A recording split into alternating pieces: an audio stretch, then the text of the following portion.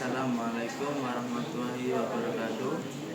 Nama saya Muhammad Afaria Aulia Hasan, kelas 1210 absen 22, dan saya bersama Bapak Anam. Kali ini kami akan membahas musyawarah memahami nilai musyawarah dalam Islam.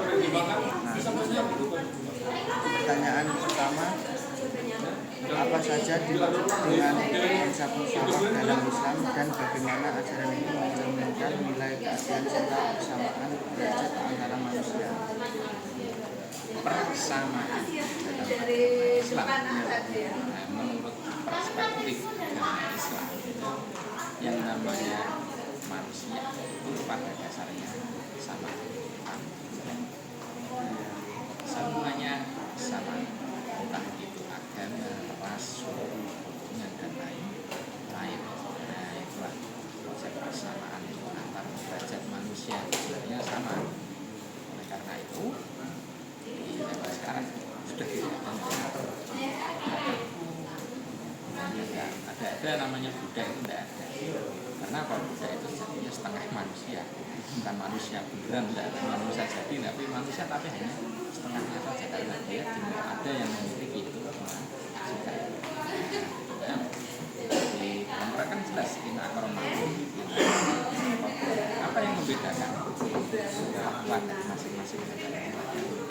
Jadi pembeda di luar takwa semua pada dasarnya dia manusia itu sama, apapun agamanya, apapun sukunya, rasnya. Nah, selanjutnya pertanyaan kedua, bagaimana penerapan prinsip musyawarah dapat dilihat dalam kehidupan sehari-hari, baik di lingkungan keluarga, sekolah, maupun masyarakat? Konsep bersama penerapannya ya.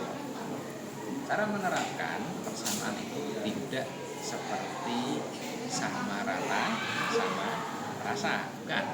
Tapi persamaan ini menurut tempatnya masing-masing. Ada tempatnya, tidak serta-merta semua harus disamaratakan, tidak.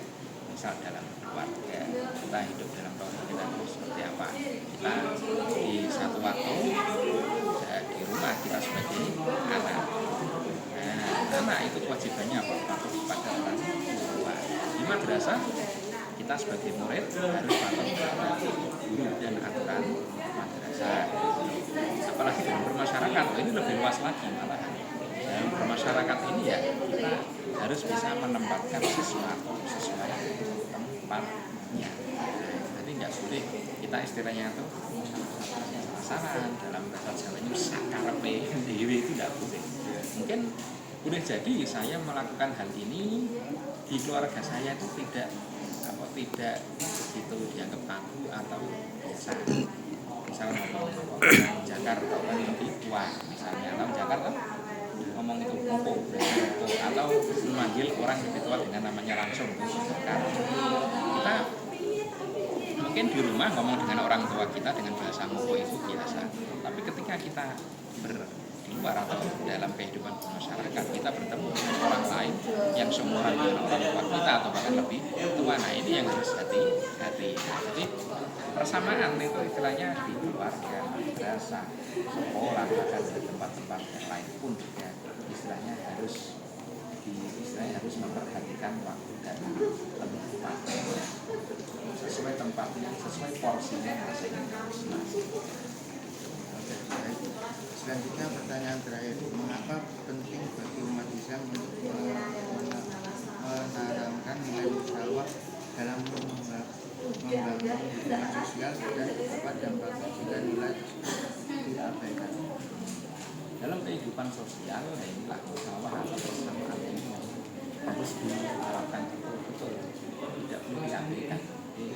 Kalau diabaikan ya nanti akan ada namanya itu apa istilahnya, ada yang dianaktirikan misalnya. Nah, itulah tidak perlakuan kita seperti yang contoh yang sebenarnya di madrasah inilah, misal perlakuan terhadap anak-anak orang kaya atau orang ekonominya mapan seperti ini. Ya, anak orang yang biasa ekonominya bahkan cenderung menengah ke bawah lagi di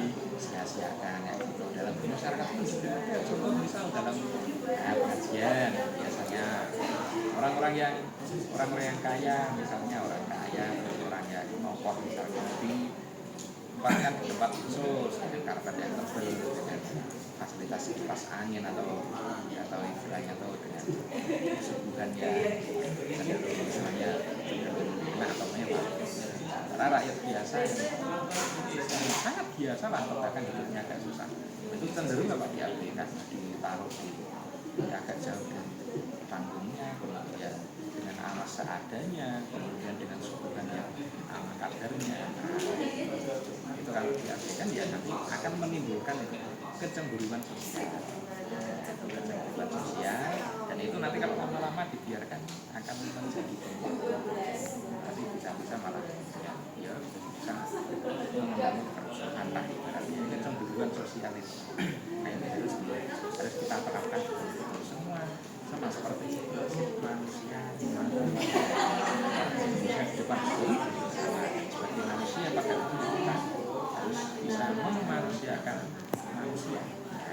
Nah, Kanjeng Nabi itu bisa dikatakan siapa manusia yang paling manusia? Kanjeng Nabi, karena beliau manusia sejati, paham kalau beliau itu juga manusia, kemudian bisa memanusiakan manusia di sekitarnya.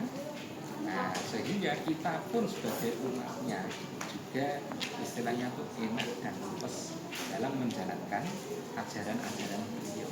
Syaratnya satu, asalkan kita juga manusia, gitu aja. Sekian dari kami. Assalamualaikum warahmatullahi wabarakatuh.